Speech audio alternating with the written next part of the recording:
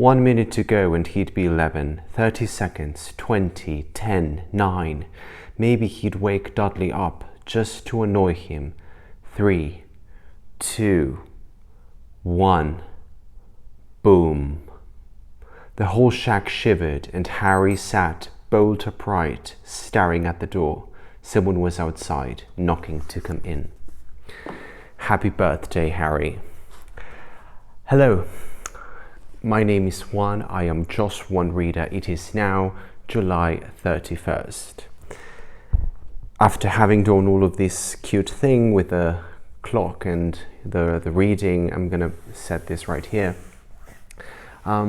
So I just wanted to dedicate a few minutes of this evening, now that it is officially July 31st, 2022. It is officially Harry Potter Day, and I would like to spend this evening celebrating Harry Potter and J.K. Rowling with my favorite Harry Potter mug and my incredibly fake British accent.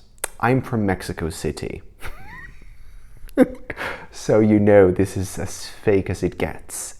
Anyway, I'm just going to ramble a bit, if you don't mind, about why I am still celebrating Harry Potter. After all these years, after some fantastic and not so fantastic things have happened in the Harry Potter fandom.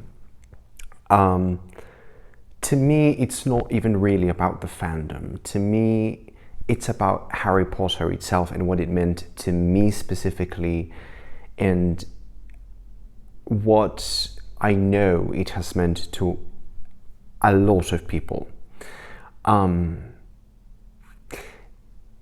order to celebrate Harry Potter and J.K. Rowling this year, I decided to reread The Philosopher's Stone. I actually decided to reread the entire series. So I finished The Philosopher's Stone earlier this morning, and I will be starting The Chamber of Secrets tomorrow morning.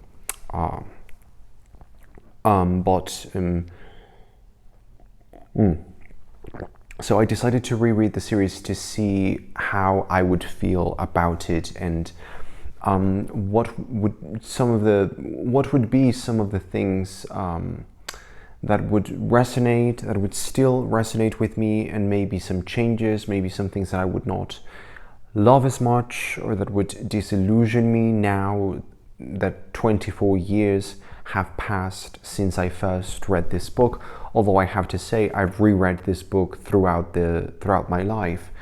Honestly, I've lost count of how many times I've reread the Harry Potter books, but what I do know is that The Goblet of Fire is the book that I have reread the most. I've probably reread that book over 35, 40 times now. I pretty much know it by heart. But coming back to this book specifically, by the way, I read the new beautiful adult Bloomsbury editions with these really nice covers, these illustrations.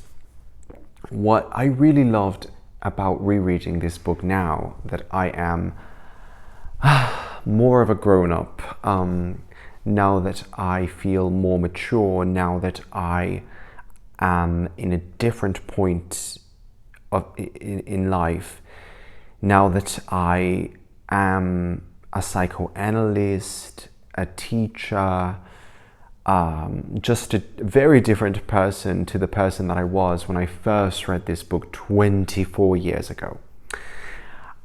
Immediately, I think it's all about the writing style. You can criticize many things about Harry Potter in general, specifically about The Philosopher's Stone. You can criticize the plot, you can criticize it for its contrivances or its conveniences, you can criticize the plot, you can criticize many things about it. But what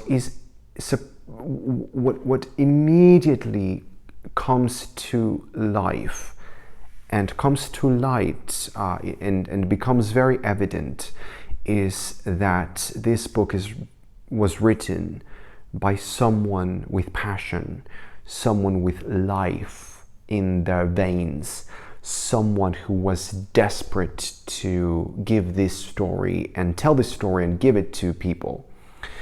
And I think it really translates, that liveliness really comes across in the writing. From the opening, when J.K. Rowling is describing the Dursleys and what they do and what they behave and what they do and who they are, it's just wonderful. In a way, it made me think of Charles Dickens. It made me think of Roald Dahl. It's actually very reminiscent of Roald Dahl in terms of the descriptions of these horrible parental figures. And then everything shifts and we get to see the magical world, the wizarding world, and everything that she creates and conjures up. Now, in terms of the world building, this book is a middle grade book, so you cannot expect really intense, heavy world building. But what the world building that is done in this installment, I think, is really brilliantly done, especially because there's a lot of humor. There is an incredible amount of really funny bits in this book. There are some lines from Dumbledore and Ron and Hermione. I think are some of the most genuinely hilarious things I've read. I'm still laughing and chuckling reading these lines after 24 years. So I really love how funny it is and how mocking of itself and silly it feels. This world that J.K. Rowling creates and all of these characters, even though in the films everything feels sort of heavy and serious, especially by the end of the series, everything feels very drab and very formal, and I don't know what the Hogwarts in the books and the characters in the books are incredibly light-hearted and funny and whimsical in the best possible way. It's so delightful. I especially love reading book Dumbledore. He's so different to film Dumbledore, and whenever I come back to the books, it's like getting reacquainted with Dumbledore, the real Dumbledore.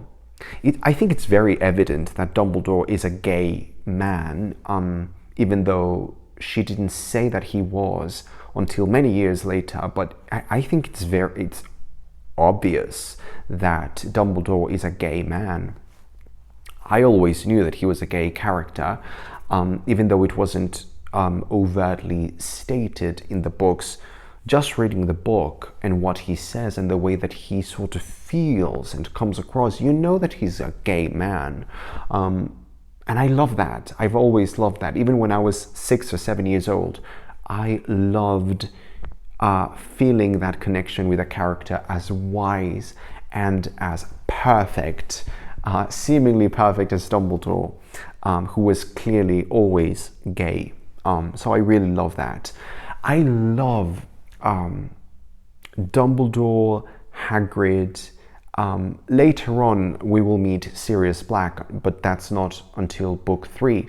But I really love how J.K. Rowling has created these incredible parental figures that really contrast with the horrible Dursleys and the Lucius Malfoys, although we won't meet him until Chamber of Secrets. But I really love how J.K. Rowling throughout the series plays with raising children and the dealings and the goings-on between fathers and mothers and their children, sons and daughters.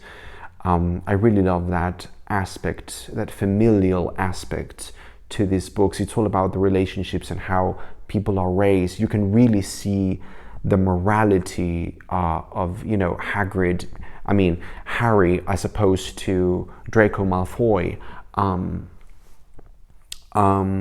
you can see the difference in how Hermione was raised by Muggles, and for example, someone like Neville, and someone like Ron himself, who is supposed to come from a very good all-wizard family, as opposed to Malfoy. By the way, before the movies came out and the Hollywood pronunciations became canon, it's not Malfoy, it's Malfoy, it's Draco Malfoy. Also, I think it's pronounced Rubeus Hagrid, not Rubius Hagrid. But anyway, that's just something very specific that I love thinking about those things, you know. I love thinking of the simpler times when Harry Potter was not even a movie. Harry Potter was just a book, only a couple of books, a handful of books published, maybe 3 books published. And we were eagerly waiting, anticipating the next book, Goblet of Fire. And there wasn't even a discussion about a movie being made, but we were all sort of dreaming about this universe and sort of trying to picture these characters and these places, Hogwarts, and all of these places that were so hard to see on like physically imagine, but at the same time we all felt like we knew these people and these places so incredibly well. Reading this book also made me confirm that the best movies are the first ones, because they are incredibly loyal, faithful, and similar to the books. And Chris Columbus, even though he might have some flaws, Chris Columbus really nailed it. He nailed the aesthetic of J.K. Rowling's universe. It's childlike, it's certainly for children, which it should be. It's whimsical, it's funny, it's warm, but it's also somber and sort of filled with menace. I think those movies, especially the first 2 movies, are exquisite. This is, by the way, my favorite coffee mug, and what I love about this mug is that it's an illustration of Harry playing Quidditch, and it's so simple, but what I love is that it's the original Hogwarts. It's the Hogwarts from the books. It's a tiny, small castle. It's not the vast Hogwarts castle that we got to see and love from the movies. And that's something that I'm always telling people who have only watched the films and have never read the books. I'm constantly saying that the books are different. It's not the same thing. The characters are not the same. Hogwarts is not the same. The magic is not the same, like, for crying out loud. If you watch the new Fantastic Beasts movies, they are absolutely atrocious. And one of the things that just really drives me up the wall is the magic that they do has nothing to do with the actual magic from Harry Potter. Like, something that I loved reading this time on this reread is how much they have to practice and practice and practice the little wrist movements to deliver a spell, such as Wingardium Leviosa, which is a fairly standard spell, or the way they have to really work in order to transform something very, very simple into something else. A very simple transfiguration spell. And then you see these fucking Fantastic Beasts movies, which are dreadful, and they are basically superpowers and superheroes doing like magic that has nothing to do with this kind of magic. And that's something that I love about these books. The magic feels real, it feels hard, it feels complex, it feels like something that you have to earn, something that you have to really put a lot of effort into. That's why I also love the idea of Hogwarts. It's not just a place of wonder and of endless possibility. No, Hogwarts is a school, and that's something that people don't talk enough about. The academic aspect to the Harry Potter books is spectacular. I mean, I could read an entire book series just about the goings on academically at Hogwarts. I love the idea of these exams and these classes, the lessons, the masters, the teachers, homework, everything they have to do in order to create potions and masters and master the spells and everything. Oh, something that I also loved getting reacquainted with when reading this book was Professor Binns. He's the ghost who teaches history. I just adore that character and the interactions that Harry and Ron have with the lessons in magical history. I love that.